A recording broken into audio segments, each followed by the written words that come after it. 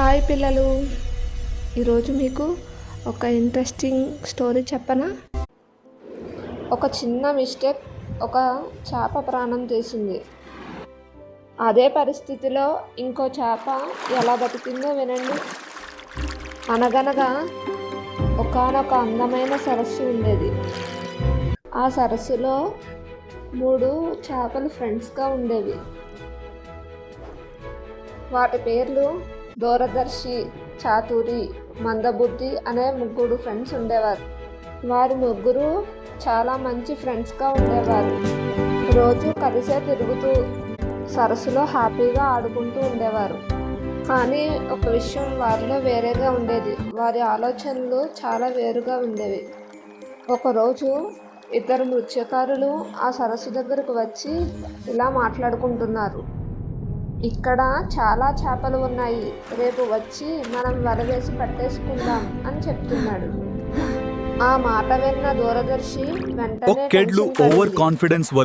ఈ విషయాన్ని ఎలా అయినా తన స్నేహితులకు చెప్పాలని వెళ్ళి, ఇలా మనకి ఇక్కడ చాలా ప్రమాదం ఉంది, మనం వెంటనే వేరే ప్లేస్కి వెళ్ళిపోవాలి అని చెప్పింది. అప్పుడు చాతురి కామ్గా ఉంది, అంత తొందర ఏముంది, సమయం వచ్చినప్పుడు చూద్దాంలే అని అంది. మందబుద్ధి మాత్రం నవ్వుతూ ఏమైతే అది అవుతుందిలే అని చెప్పేసి చాలా నిర్లక్ష్యంగా ఉంది. దూరదర్శి మాత్రం నేను ఇప్పుడే వెళ్ళిపోతున్నాను అని బాయ్ చెప్పి వెళ్ళిపోయింది. మరుసటి రోజు మత్స్యకారు నిజంగానే వచ్చి పెద్ద వల వేశారు. చూడగానే చాతురి, మందబుద్ధి వలలో చిక్కుపోయారు. అప్పుడు అసలు ట్విస్ట్ మొదలైంది. చాతురి తన తెలివిని ఉపయోగించి చనిపోయినట్టు నిశ్శబ్దంగా ఉండిపోయింది. మత్స్యకారుడు అది చూసి నిజంగానే చనిపోయింది అనుకొని దాన్ని వాటర్లో ముంచుతుండగా అది తెలివిగా తప్పించుకుంది. ఒక్కసారిగా స్విమ్ చేసి తప్పించుకుంది. కానీ మందబుద్ధి పానిక్ అయిపోయింది. ఏం చేయాలో అర్థం కాలేదు. చివరికి మత్స్యకారు చేతిలో పడిపోయింది.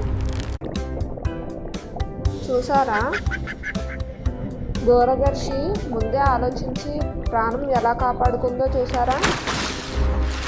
కనీసం చాతురి సమయానికి తెలివిగా ఆలోచించి ఎలా బతికిందో చూసారా. కానీ మందబుద్ధి నిర్లక్ష్యం వల్ల ప్రాణం ఎలా కోల్పోయిందో చూసారా.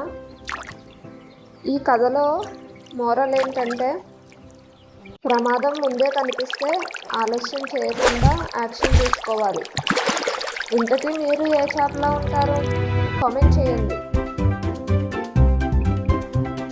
దూరదర్శిలా ముందుగానే ఆలోచించి ప్రాణం కాపాడుకుంటారా, లేదా చాతురిలా సమయానికి తగ్గట్టుగా తెలివిగా ఆలోచించి ప్రాణం కాపాడుకుంటారా, లేక మందబుద్ధిలా నిర్లక్ష్యంగా ఉంటారా?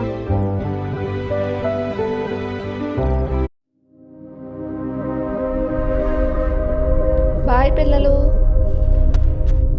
ఇంకా ఇలాంటి కథల కోసం మన AI కథల లోకాన్ని సబ్స్క్రైబ్ చేయండి, లైక్ చేయండి, షేర్ చేయండి.